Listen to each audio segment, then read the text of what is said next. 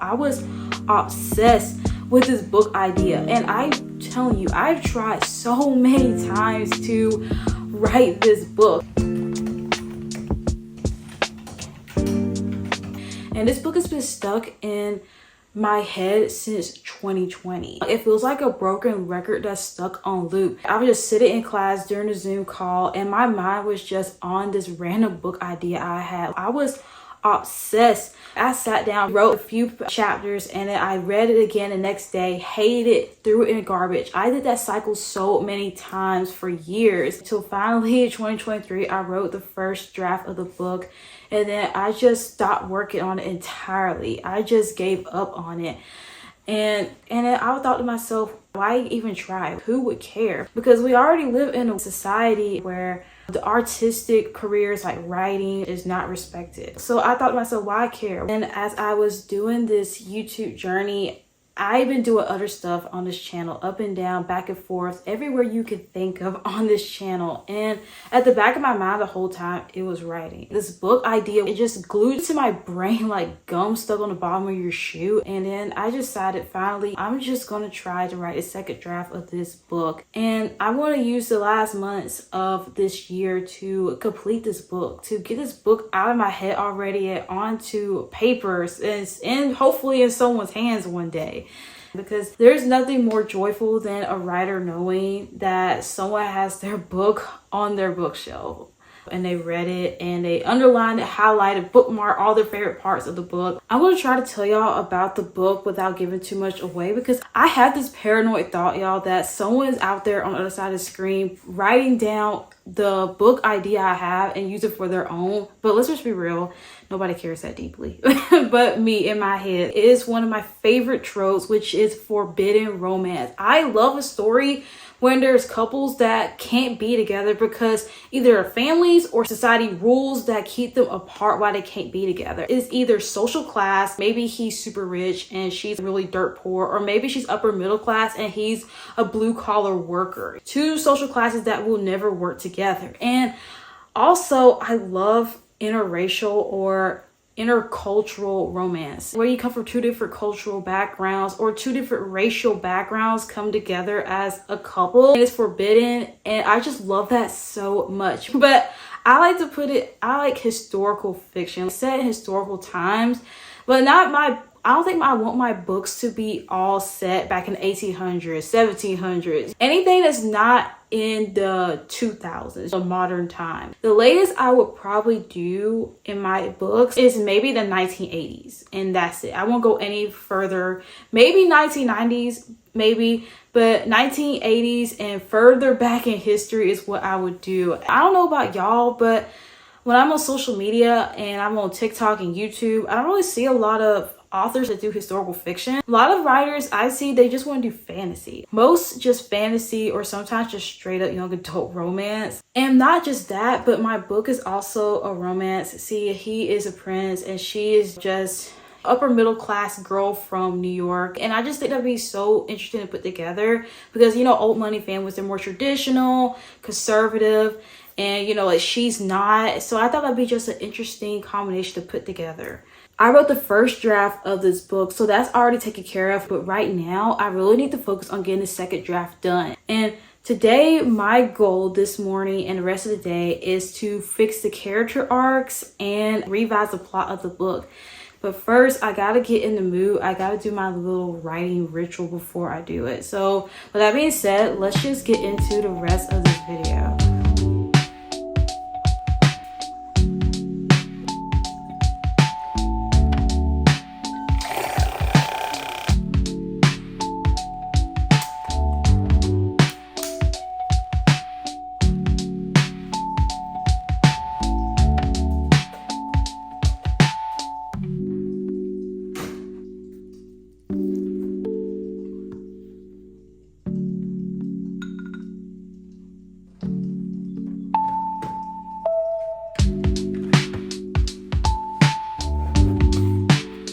Going into this writing session, I want to start with the character arcs first because I feel like my characters in the first draft were very flat. The personality wasn't consistent. Sometimes I had no personality, especially my female antagonist. So the female antagonist, I feel like she does nothing. She literally just did nothing. She just had a bitter hatred for the male protagonist. But at the same time though, her actions didn't follow up with her reason why she hated him. I was reading an article by this lady. She's an author too. Her name is K.M. Whelan.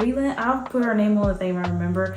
But she said the best approach to starting a story or trying to develop a story is start with the antagonist first, which makes a lot of sense because the antagonists, they drive the conflict of a story. I was watching Abby Emmons and she talked about internal conflict, how that's the most important part. And she said you rather have a story that is character driven versus plot driven. I feel like if I get her nailed down, then the rest of the story will be a little bit easier to work with.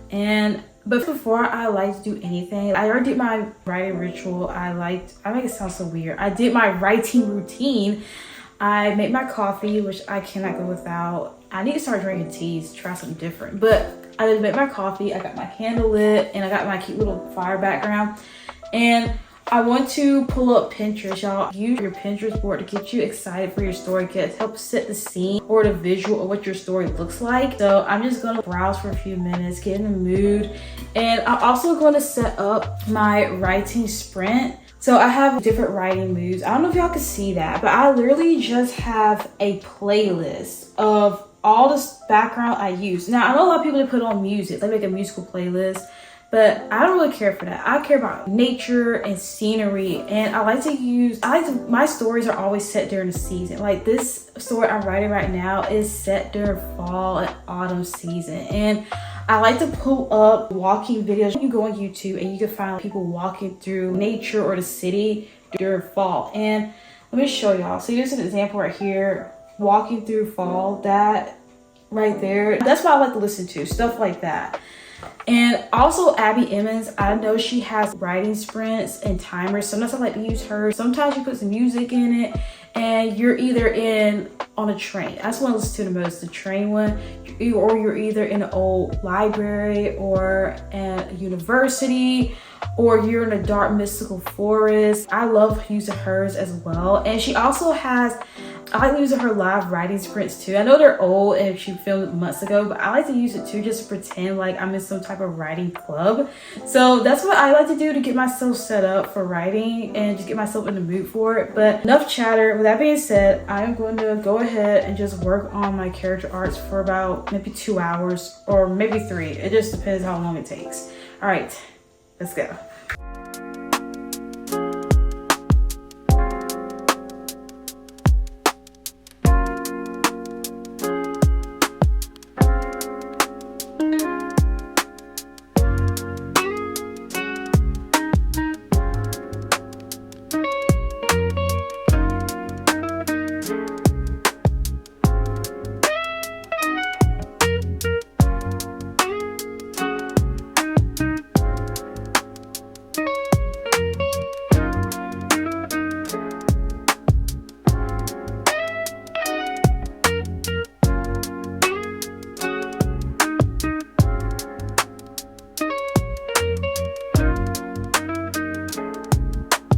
And the screen, but I just want to show y'all really quick that how I do my character profiles. I decided, I used to use a Google Doc. I used to use Google Docs to set up my character profiles because I thought Google Doc was easy, but now it's like, you know what, just use Notion. I use a gallery view of my characters and I put a picture of them so I can see them every time I get in it. And I don't really like to use, I know some people use AI art or 3D character art or cartoons, to represent their characters. But I like to use real people to show my character profiles. Like I like to use actors, actresses, and sometimes even models to represent my character. And I did put character pictures right here for other characters, but for some reason the pictures aren't coming up. I don't know what's going on. Maybe it's my Wi-Fi. I don't know what's happening. But yeah, I highly recommend, if you do not have a Notion, you can use Google Doc too, but if you don't have a Notion for writing, you need to do it. It helped me so much.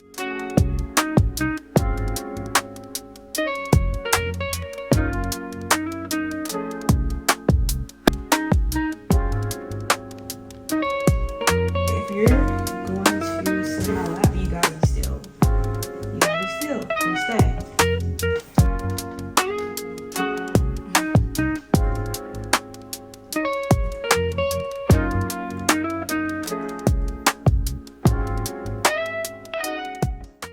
Okay, so I just finished my 2-hour writing sprint from my cat wanting to jump on the desk and literally sit here while I write, and I had to move the candle to get out the way, from my dog wanting me to hold him for about 30 minutes like a baby, and for me having to go to the bathroom, from the phone ringing and to everything else. I feel like this was the most unproductive writing session I had so far. And did I get a lot done? No. So the only thing I was able to do like really deeply is work on the two antagonists of this story. And I did manage to go over to the other characters, and by that time I really started to just lose energy. Like my mind started drifting off. I started scrolling on Pinterest. I started just looking out the window. I was thinking about getting another cup of coffee that I know I do not need. Oh, there's just ice left. So yeah, it was a really productive sprint. Like, I don't know what it is about when it gets to the last sprint of a writing session, my mind just goes somewhere else. Like, I've been thinking about other stuff to do. I'll be like all over the place.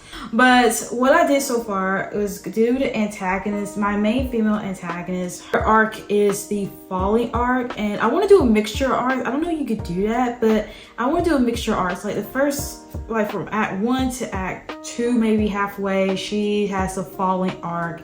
And then the rest of the way, maybe she has a little bit more to fallen arc, but a little bit of the corruption arc as well. Like her character, she is privileged, you know, like she thinks that her money and her status puts her above other people. And she is obsessed with her family name. Like she's a bit delusional. And the other antagonist is his mother, the main protagonist's mother, and she is the type of person who is paranoid. So she's paranoid, always skeptical of people. She worries all the time. She has like really bad anxiety, especially after something tragic happens to her within the story, which makes it even worse. But every character has an arc, and I want to give them all a personality type. So I decided, you know what, they're going to all have a personality type, MBTI and Enneagram type. So my male protagonist, he is like the same personality type as me. He is an INFJ, and I want him to not be exactly like me, because that'd be kind of weird and creepy. So he does have social anxiety like I do. He's just an INFJ, quiet, reserved. He wants to be, he likes painting. He'd rather just sail on a boat. Like he likes sailing. And his love interest, the female protagonist, she's like total opposite. She is an ENFP, and I heard that I was watching YouTube videos on personality types, and they said ENFP is like one of the most compatible to INFJ. So I was like, okay, give her that personality type, make her be different. You know, I know it's a cliche trope, grumpy with sunshine, but you know, it's there. Tropes are there for a reason. They work, so I like it. It has helped me make sure that I'm still aligned with it. I'm not, when their voice sounds weird, where the actions sound weird, I just go back to the personalities, how they act. And I also like to look at different movie characters and TV show characters that share similar personality types as my characters. I'll go back and find movie scenes, clips, or sometimes even rewatch the show or movie, so I can like study how the characters act, talk, and make decisions. And that just helps me figure this out. But anyway, I am going to go eat lunch. It's like approaching 12:30, so I want to go have lunch, and I'm really torn. Do I want to go out to get some food or stay inside to get food? Like, I have social anxiety and a bit of laziness, I'm gonna be so real, and I don't really feel like going out right now, so I might just stay here and just watch some TV. But with that being said, y'all, let's go get some food and come back to this.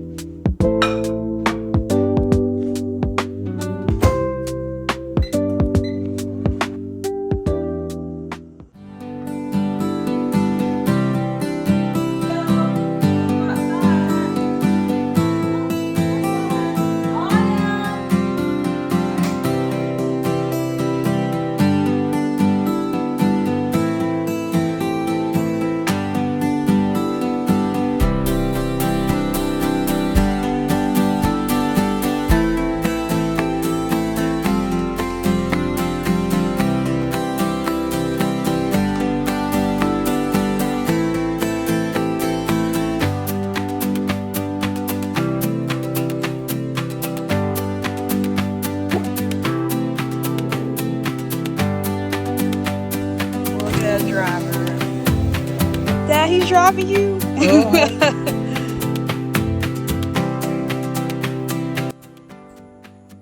Oh my gosh, B.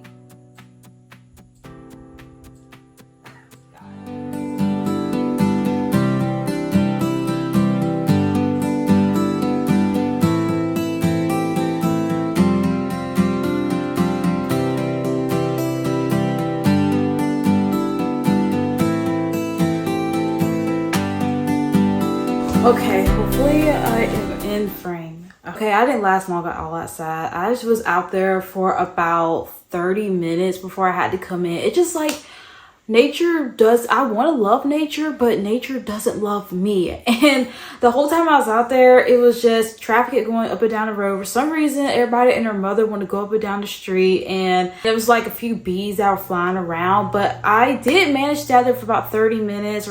And I did work on one of my protagonist's character arcs. I felt like it was going along pretty good. And I feel like I have a good idea of how I want him to end up in the story. I'm still a little bit shaky on how I want the story to end, because when I did my first draft, I was not a fan of the ending. It felt very anticlimactic. Like if you were a reader and you read like the first draft, you read my book and you got to the ending, you'd be so disappointed. So that's why I'm really trying to just scrap the ending from the last draft and try to write it better. And then I came into the house. I had to do the rest inside, y'all. I could not do it outside. My dog would stop barking. Too many distractions were going on outside, which you think there wouldn't be any distractions. You're sitting outside on your front porch, but apparently yes. So I came in, sat at my desk, and I just worked on my other protagonist. I used the other 25-minute timer to work on her. I feel like I have a good arc with her. Now, for her character, she does have issues with her mother. Like her mother just wasn't the best mom ever. She basically, in a way, almost abandons her. And she just spent the rest of her life just feeling a little bit of resentment towards that. Like she's not bitter. I don't want her to be a bitter person, but she's still hurt from the past of her mother just abandoning her. But before I end this vlog and the day, I want to set deadlines to keep myself accountable and to make sure that I actually follow through with these goals. And I think that's one of the flaws where I fail at my goals, because I don't have deadlines. I'm not strict on it. So I want to take time before I end the day with my writing is just to sit down for a few minutes and go on my Google Calendar and set deadlines for my book.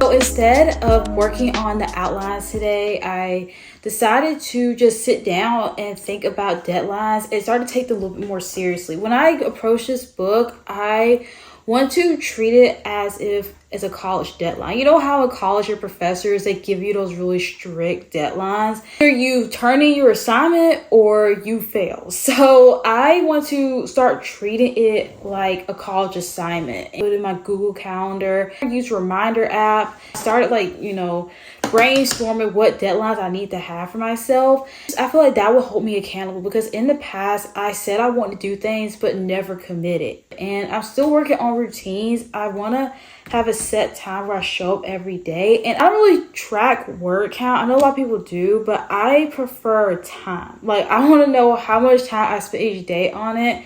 And sometimes I do word count, but I prefer time. So maybe the minimum is an hour. And I put it in my habit tracker on my phone to just spend maybe just an hour a day on working on my book, the minimum. Today, it wasn't necessarily perfect, but I'm just so glad I decided to work on my book. I'm so glad I decided to, take a chance one more time, pick up my camera and just take you all along on this journey.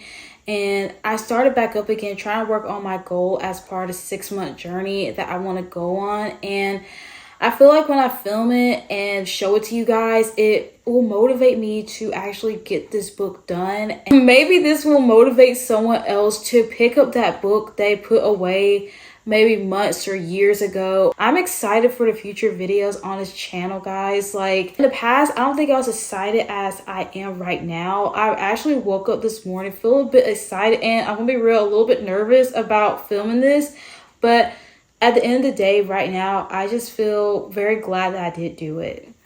But anyway, guys, with that being said, I hope I see you all in the next video next week. And don't forget to like, comment, and subscribe for more videos like this. And so y'all can come along with me on this crazy, messy journey I'm on. And I will see you all in the next one. Bye.